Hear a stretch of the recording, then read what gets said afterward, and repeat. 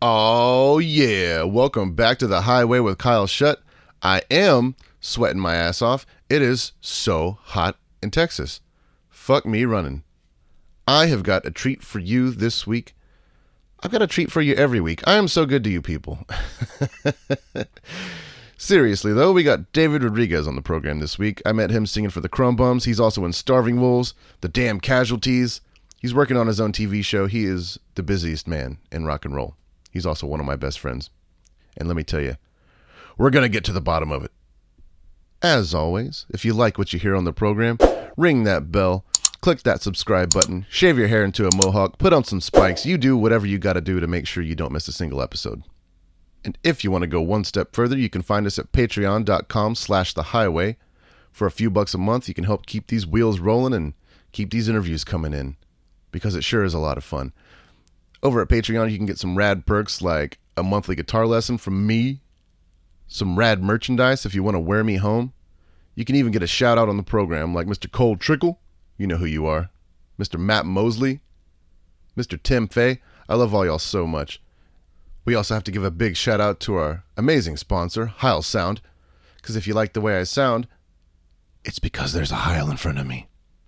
Now, y'all know I talk the talk, but that's because I walk the walk. It's time to do things my way. The Highway.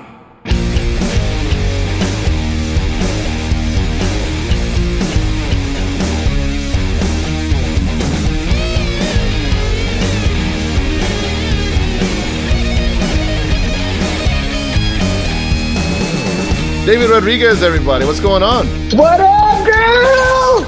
I'm just like hanging out. I want to tell you something, though. Yes. I was so excited to talk to you, and I'm in a very remote, chill area of the world right now, and I like to be mysterious. So I like any of your fucking amazing listeners just to make up whatever it is that you feel, this vibe. But I'm in such a fucking chill spot and I got excited that we were going to do this, that I went and worked out. And I skateboarded back. I took a fucking shower, and I had to make this like special. I've been waiting all day to make this like Thai iced tea and get pumped up. And it is normal to be wearing chanclas, aka flip flops, everywhere in this area and in the houses. And I said, no way, dude. I put on my Sambas. I put on my filth shirt from fucking torn up fucking jeans. I want to feel like we're hanging old school. Hell yes. I'm not going to go for that whole thing, dude. When we're fucking talking, we're rocking, baby. Dude, I've known you for so long, just from your days with the Krum Bums and all, throughout doing Starving Wolves and doing stand-up tours with you and JT and everybody, and your new band Starving Wolves is just awesome. And then you lucked into singing for the Casualties.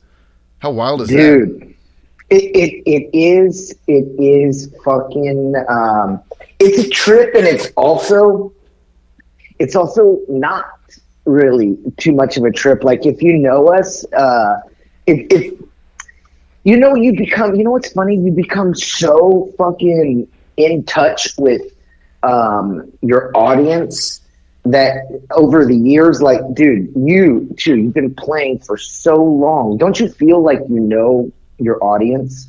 Yeah, like, personally. Yeah, like you can see somebody in the grocery store and you're like, yeah, they're into it. Yeah, yeah, yeah, exactly. But sometimes I feel like, why doesn't everybody know this about me? Everybody seems to know like the shit that you don't care about or want someone to know. Totally. But like this, it's like so when the Krum Bums first started, there's a lot of confusion because Krum Bums started as a fucking mess. Like, we just wanted, no joke, this will come into the answer of the Casualties, but we started that we literally were dying for like our style of punk, like kind of wild punk, and we wanted to go out and see it, hear it, and feel it. And there were a lot of great fucking bands but we kind of wanted that crappy. We wanted people to play as crappy as us, just to laugh with, like, and hang out with. And so we started Krum Bums mainly for free beer, and just so that we could try to get other bands to come to Austin that we connected with more. And I think in our young immaturity also, we felt like nobody understood us. Even great bands like, Lower Class Brats, and there were a ton of other bands in Austin, but we were like, no one gets us. So we started playing, and we really used Youth Brigade, BYO, like Another State of Mind documentary as our format. Okay, well, if we're going to do this, we need to connect with other bands. And in that one of my life-changing documentaries was Another State of Mind. Yeah. And they went on tour and they stayed at bands' houses. And we knew that already, growing up punk, you kind of know that that's the vibe, but also that's what we were going to do. We're going to start a band. Then we were the Krum Bums before we even had like songs, dude. Our drummer Chuck, we'd go to his house on Friday night, get ready. We'd start drinking fucking Lone Stars like psychopaths. We'd be listening to all kinds of shit, getting charged up, and then we'd go down to like emos, and they hated us. And we would be like, we're the Krum Bums, and everybody's like, get these fucking dorks out of here. But so we started playing some shows. We got a house, and we just started. Trey, the guitar player, was the only one that was real computer savvy, and he started reaching out to every band and saying, hey, we have a house. Here's a couple of songs.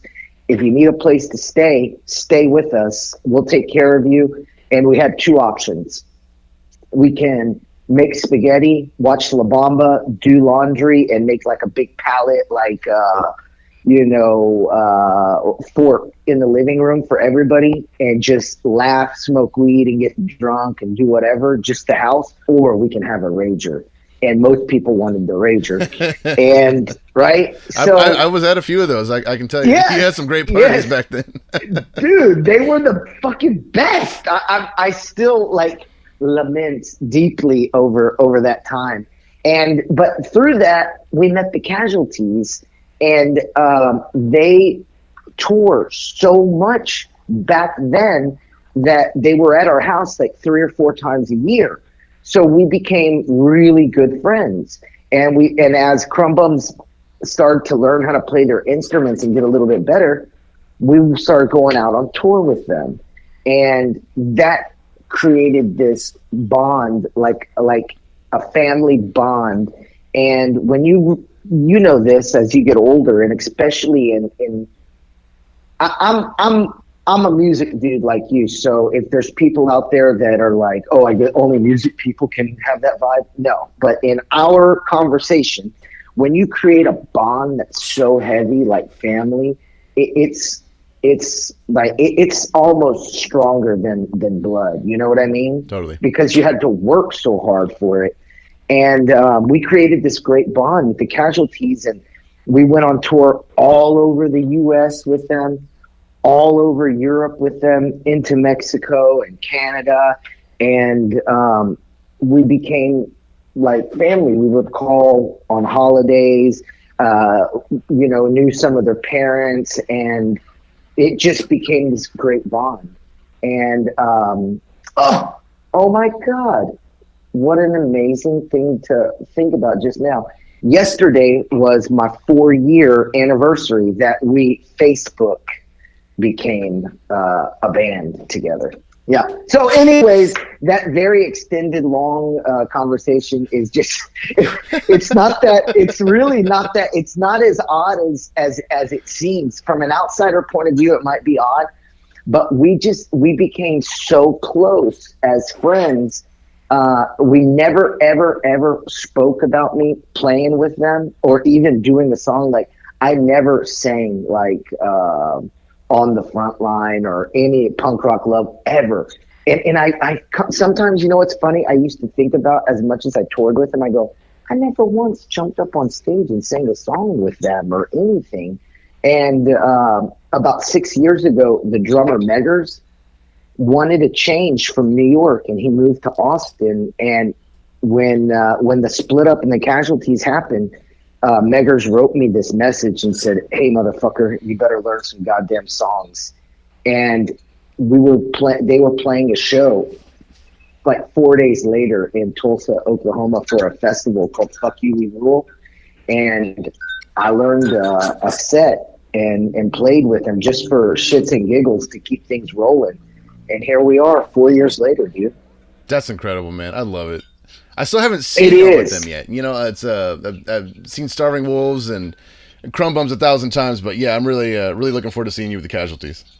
Well, I am extra fucking excited and nervous in all the good ways, because we're gonna pop back, and as always, you know this, in any kind of business that you're in touch with, Murphy's Law will happen, where it's kind of like we had the biggest fucking tour set up right before lockdown, dude. Right. Like the first time I came to Brazil, it's kind of funny, was like February 2 years ago, I guess it would be I don't know, whatever it was, a year and a half ago. And I was signing off on the artwork and connecting with all the guys, and we were right about to leave on this huge tour. Shows were fucking sold out, and then the word came out, you know, everything's going on lockdown. And we're like, oh, okay, cool. We won't do the first week. Okay, we won't do this. We won't do the second week. Okay, we won't do the first half of that tour, and then here we are.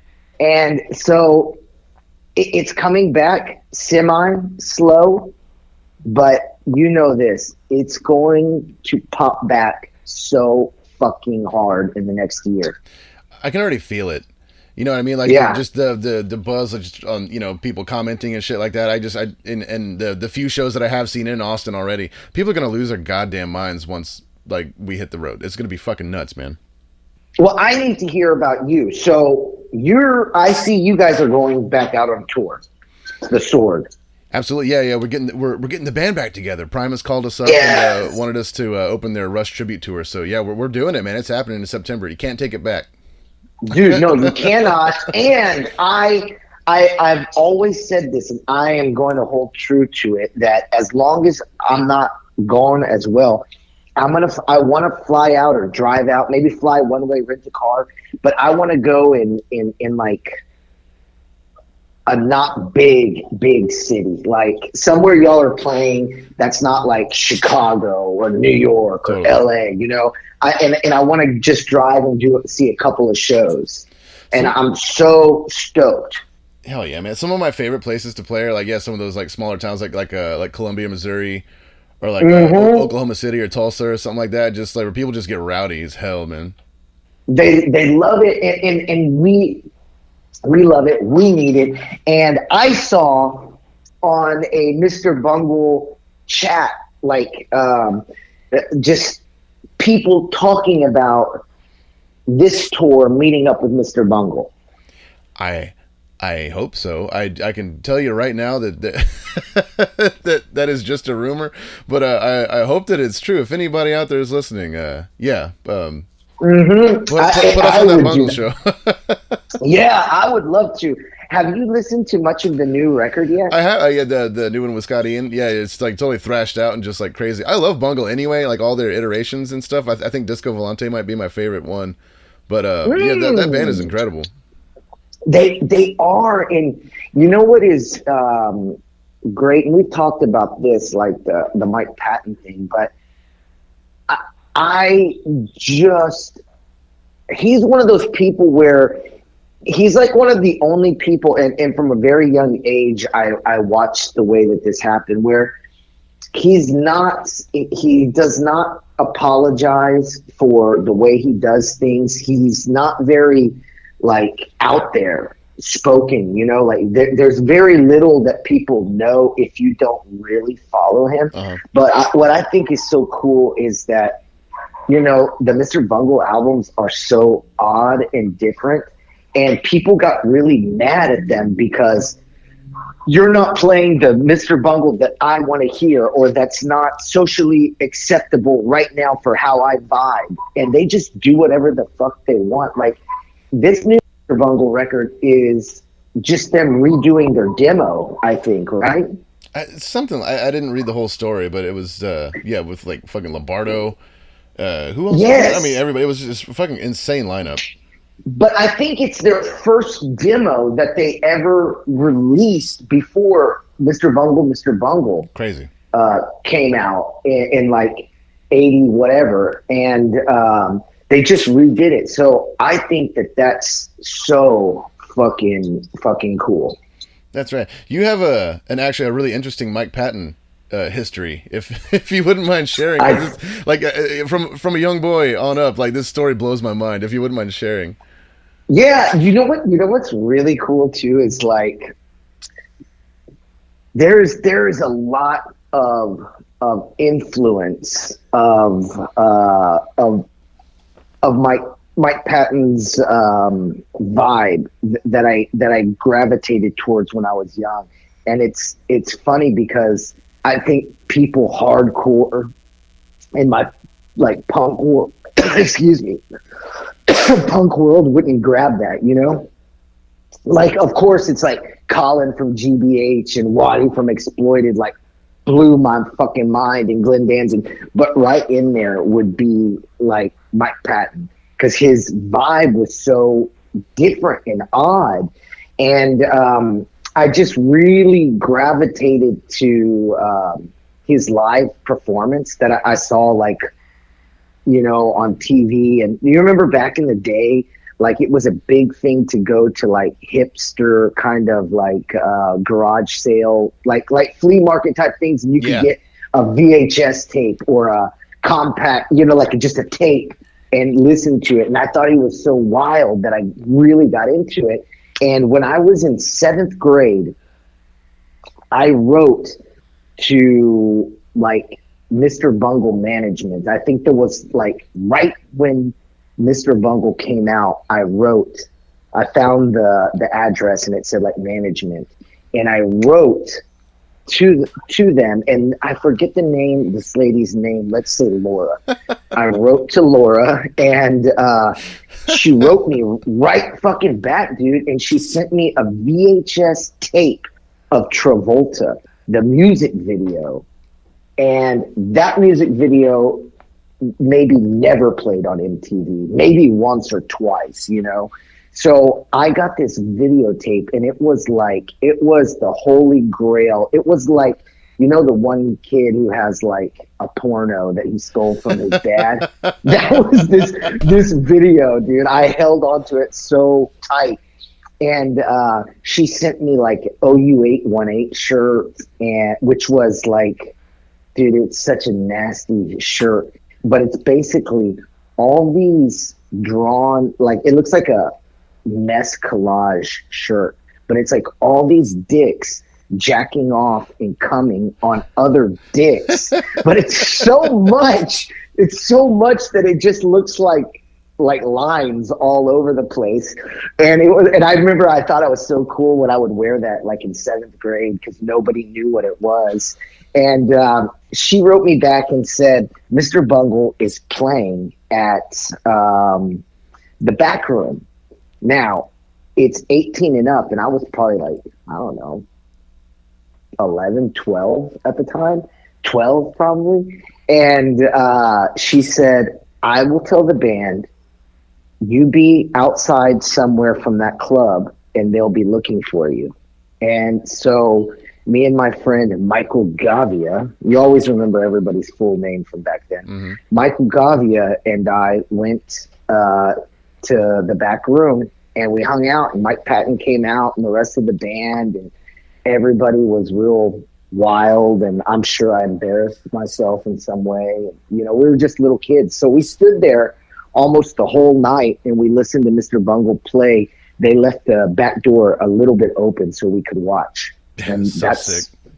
It was. And after that, that's where I learned one of the skills that you need if you really want to take over like musicians' personal time.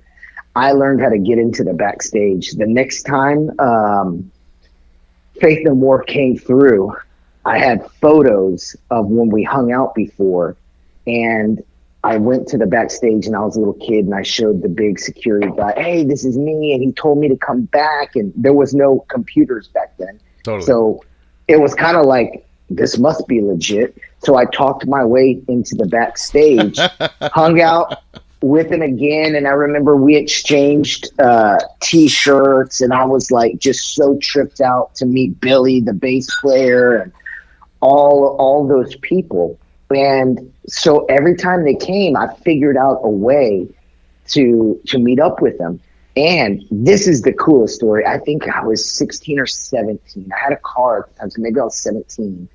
Roddy Bottom, the keyboard player, came up to me after the show, and he was like, hey, you have a car? And I was like, yeah. He's like, I'm dying to drive. I'm always in this bus, and I never get to drive. I want to go to Emo's. Can I drive your car to Emo's? And we were like, what? Yes. And so Roddy got in my fucking little Volvo station wagon, and he drove to Emo's and got out, said bye, gave us all a hug, and that was it.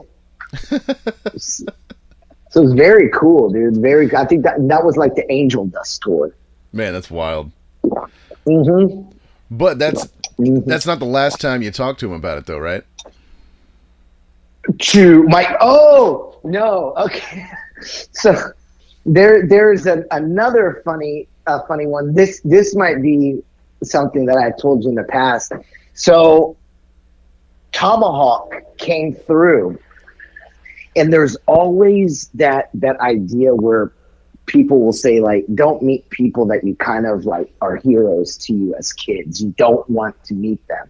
Well, I met them, Mike Patton multiple times, but at this time, so from 16 to like, I don't know, 25 or 26, I look very fucking different, And so they played at La Zona Rosa. Tomahawk played at La Zona Rosa. And I remember Wendy Watt, who played in Skate Nigs, everybody knows in Austin. Yep. She was like doing something there. I don't know if she was working or hanging or what, but me and Javier, the bass player of Krum Bums, were both huge. All of us are big Faith No More fans, but we were like, oh, cool, let's go see Tomahawk. And I think that the album, I forget what it was. Anyways, we went kind of to where the backstage is around the back of La Zona Rosa, and Wendy came up, and she kind of knew this history that I had with Mike Patton, and she started yelling at Mike Patton, like, Mike, you got to come over. This is David, this little kid. He used to see you as a little kid. And everybody was fucking high out of our minds, like not weed high. We were fucking going for it. And she's like yelling at Mike Patton to come and say hi to us. And so me and Javier have like 2-foot mohawks and like spike on everything you could fucking see, And so Mike Patton comes over to us real slow, and he's like, has this little look he does where he kind of like bites the like side of his mouth, and he goes, so you're the kid. And we're kind of drunk, and we're like, I guess. And he pats me on the shoulder, and he goes, your mother must be very proud of you, and walked off. And I can remember Wendy like being like, what a fucking asshole. But me and Javier were like, we kind of know Mike Patton's MO, and we were just started cracking up. We're like, well, what did we expect from this very outspoken, not very spoken person? So it was like the perfect Mike Patton experience, and that, my friend, is the last time that I've really seen anything from him, like had any hangout at all. So I'm looking forward to it, though. I'm really looking forward to it next time. That's badass. Yeah, I love when you tell stories, because that's kind of how like me and you really got to talk and hang out on the road, was when JT Habersat took us out doing the road stories, and just hearing all your just adventures and everything. It's fucking so entertaining. One of my and this is definitely your bit, but I did want to talk about it because it does hold true for anybody that lives in Texas. Probably over the whole world, sure, but especially if you're from Texas, you remember exactly where you were when you got the news that Dimebag Darrell had gotten shot. I forgot. Would you mind telling our listeners exactly where you were when you found out? I would love to tell you that.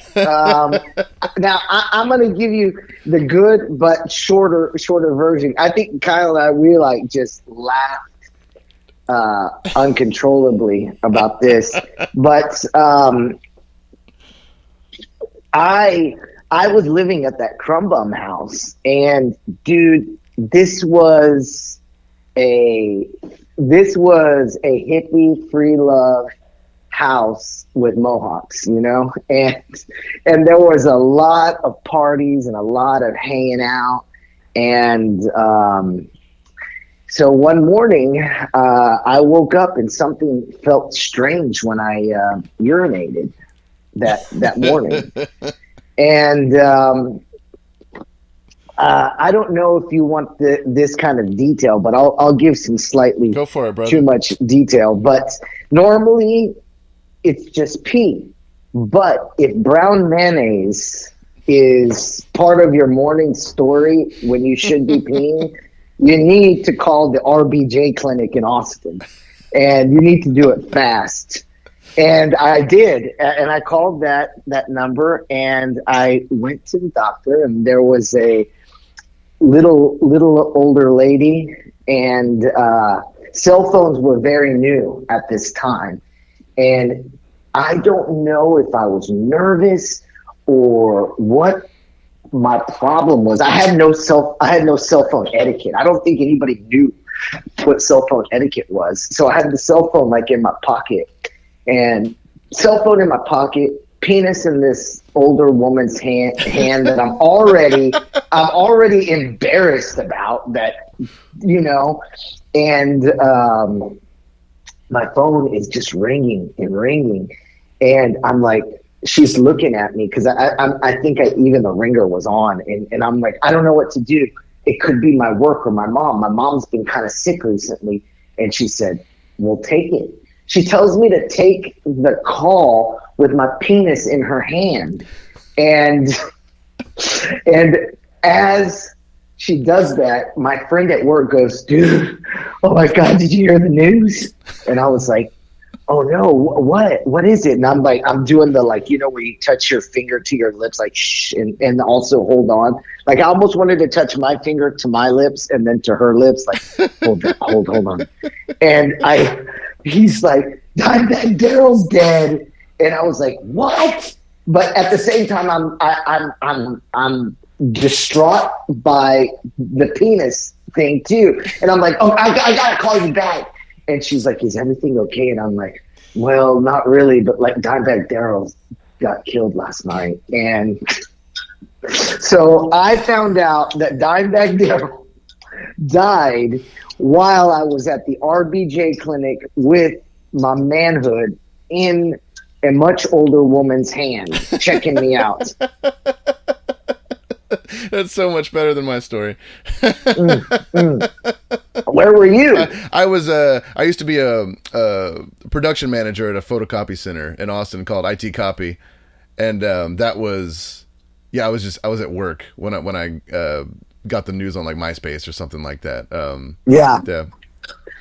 It was wherever you were, like we said, people that are older, they're like, "I'll never forget where I was when Kennedy died." Well, this was Texas people's Kennedy.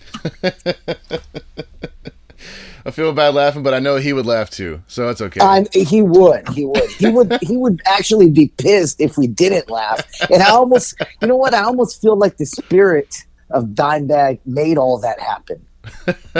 He's all, you know what? I'll say we put David at the RBJ clinic with his wang out on some old woman's hand. Holy shit. That's what I think happened. Oh my god. So, oof, Lord. All right, so I apologize to everyone for that story. Yeah, I apologize to everyone. However, this, you know what? This is our, what do you call it? Like our public service, our PSA. Exactly. Is keep it tight, wrap it, get to know the people you're with. There's no rush, kids. There is no rush. But if there is, you go to wherever it is, wherever your own personal RBJ clinic in your little town is, you get that number and you put it on the refrigerator of whatever punk house it is that you're living at. Oh god. Well, fucking speaking of punks and getting in trouble, you got some records coming down the pipe, right? Or, I know Starving Wolves does at least, but yeah. Is there anything else you got cooking up? Well, so there's a lot of I wish moving faster. And you know what? I know you understand, but I also want to apologize. I send you tons of unfinished music. Dude, I love it. All the time. Don't ever stop. I want to tell you this though. I am so fucking like a lucky person because I feel so lucky to be playing and have the friends like you and different people that I have that kind of motivate me. But the bands that I play with, the guys are such like interesting, cool musicians. You know, each one of them is very different. And this isn't like my ego, like tell me that I'm pretty good, but I'm like not a musician. I literally went back to the Mike Patton thing. I got into it because I started going, I think I can do that. I can jump around and jump off things and yell and make weird noises, but I had no rhythm. Like I think my 40s, I just learned how to tap on beat, like this, if you can hear it. That's taken me 30 years to learn. And I don't have that naturally. And I feel that the bands that I played with, the people that I surround myself with have really helped me to get to where I'm at, where I finally feel a little bit more like I know what I'm doing. And the guys in Starving Wolves are, we're not like a new band, but we kind of are approaching everything that we do as a new band. Because, you know, there's that saying like, what's the definition of crazy? Mm-hmm. Repeating the same thing and expecting a different result, you know? Right. So we're like, let's go at this differently.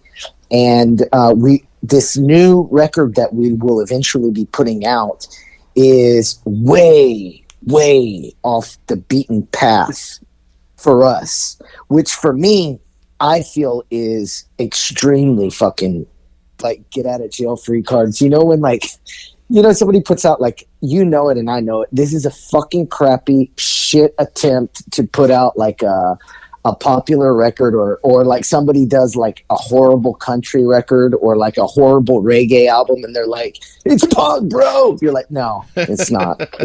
You went out and you put out some shit. Well, anyways, I hope I'm not like shooting myself in the foot with this. I feel like we just kind of are putting out this record that is just kind of from our hearts, where all of this craziness happened over this last year. We lost more friends than imaginable, and all of us have. And I know you have. We've all lost Absolutely. friends. In the last month, I've lost like 4 friends. It's been a rough go, man. It really is. And, you know, it's one of these things where people say like, isn't it crazy?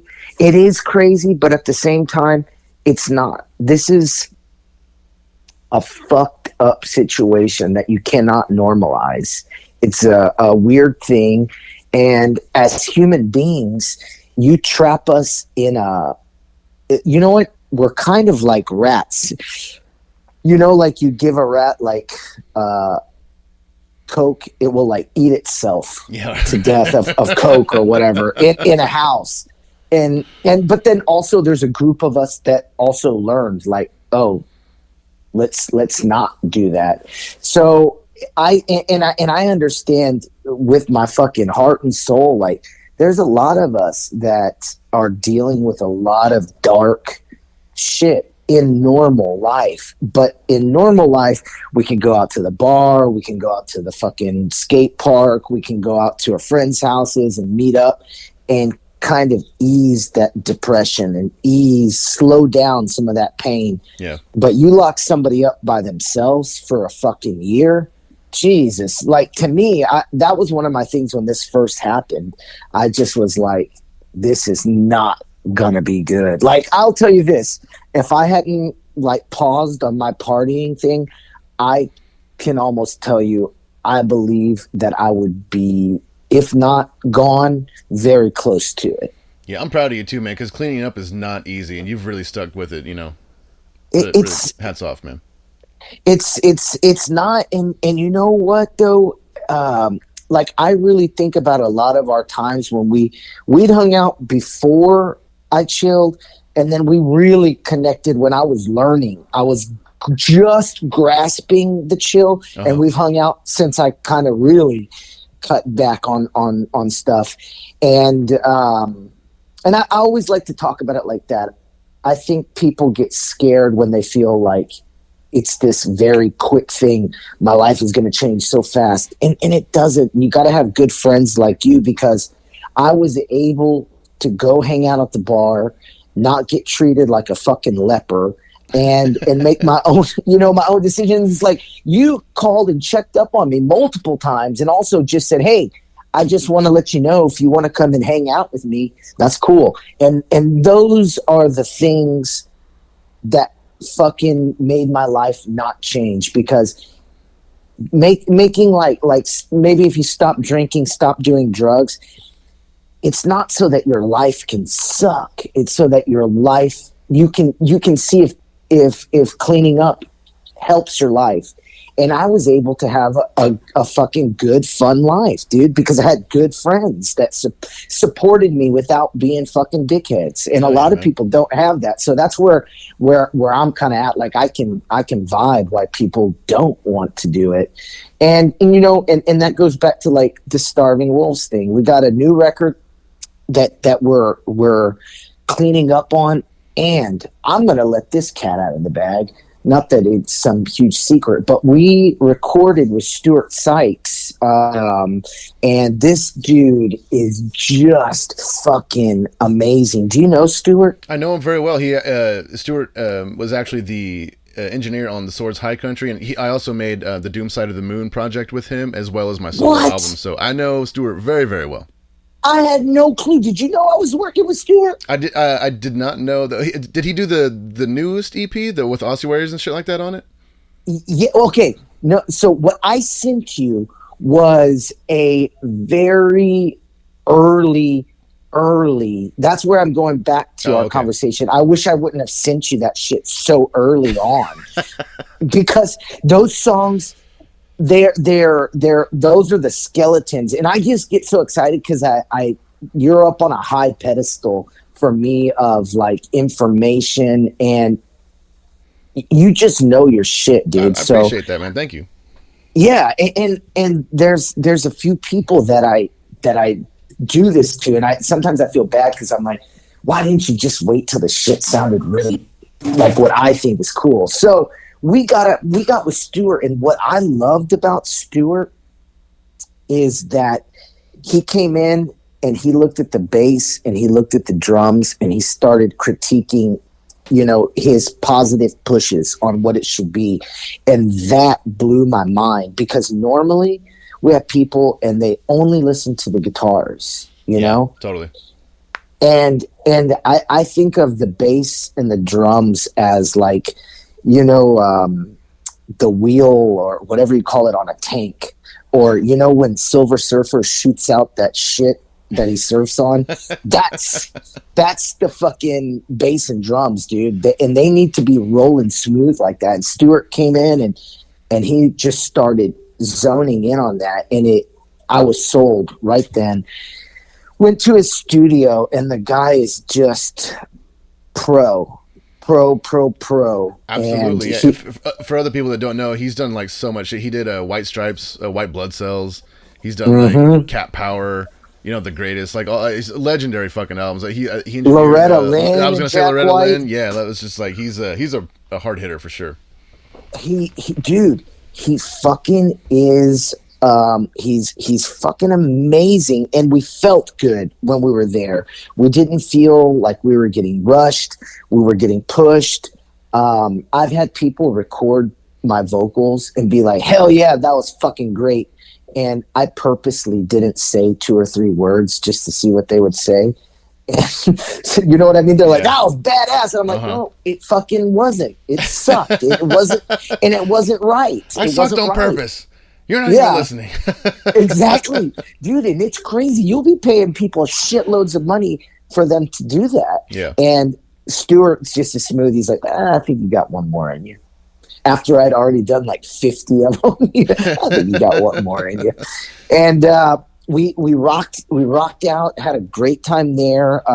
Zach Blair is producing with us, and those 2 guys were just like really helped us with the fine tuning that we weren't hearing, if that makes sense. Absolutely. And you can only pay attention to so much shit whenever you're making a record. There's always like that period of time, like 6 months later, when you're like, "Oh, why didn't I do something else there?" or whatever, you know. But you're just so in it when you're in it. It's really important to have those like outside ears that can kind of like be that force for you. You know what I mean? It is, and tell me if this is true. And I know you have all different kinds of listeners, and some people be like, "Well, what the fuck? Black Flag recorded 47 songs in 2 hours." Well, they did, but like for instance, the Sword. You guys are doing so much on the guitars and bass and drums, and the recording process for a record is different than the live process. You know, you guys are putting together, or just your work in general. Let's talk about what you've been doing. Is like your music sounds like I'm watching a movie at the movie theater. I can taste it, I can smell it, I can feel it, and there's so much going on. You know what I mean? Yeah. And that's kind of like I was saying. We tried some different stuff in this record that we really needed people that were listening to the things that we weren't used to. Like we could go in and record, and I think be kind of happy with our straightforward songs, one after another. Let's just fucking do it. Let's rock it out. But for this step in a different direction, it was so fun to work with Stewart and Zach. And it was really kind of like what we needed, dude. It was a lot of fun. And Stewart has some cool shit. We're looking over and he's like, "You know, have you ever fucked around with a Mellotron?" And I was, dude, as soon as I heard that thing, I went fucking wild, dude. I fucking love keyboards, man. Anything, dude. Any kind of extra noise you can add that layer of depth or whatever, you know, it's just that's the icing on the cake, you know. Yeah, it's like a horror movie. Do you just want to see fucking Jason cut this fucking person's head off? No, they gotta run, they gotta trip, they gotta fall. That's like the music, what we're making it. I don't want to just cut your head off on every song. I want you to feel the vibe. Hell yeah. And dude, we started doing some mixing with Rocky from American Sharks too. Nice. And just having a lot of fun and people kind of popping out from spots that, not that I didn't expect, but I kind of didn't expect it, and came together like this little family. And we're going to release the single for Ossuaries, I think, in about a month. And I'm really excited, dude. So we got that coming up. I've been talking with Trey a lot recently from Krum, and you know, we're always chatting about writing a couple extra songs. Nothing crazy, but just doing that. And I'm working on some some lyrics and stuff for new Casualties records, and there's so much shit going on that it's kind of hard to focus in on one thing, don't you think? Dude, I love it. I'm in the same boat. I'm trying to write a book right now. The sword Yes. ramping up again. I'm trying to write a new solo record. Yeah, it's crazy. Sometimes I have to be like, okay, calm down. Yes. Just calm down. That's why I sent you that shit so early. It was like right when I got a demo. I like sent it to like 5 people, and it's just I get fucking excited and I get stoked, and it's hard, dude, because you know, for somebody like you or me, like a lot of our friends, we have like 5 cups that constantly need to be added water to, and it's hard. If I focus too much on one, I drop the other one. So that's kind of been this last few months, is me learning how to keep the little plates spinning, you know? Man, you're not gonna have any trouble doing it. We're all gonna end up like so much better off after all this shit, dude. Like we're gonna fucking take over the world all over again. Oh, dude, I feel the same fucking way. Like all of this, and this might be a little something for some of your listeners to think about, dude. All the bullshit that we've been through before this is what kept us above water during this period. And everything that you may think you're not learning, you know, like a lot of people feel like, dude, I just wasted. All of that stuff is going to prevail when we least expect it. When we feel like all of our chips are fucking, we're done.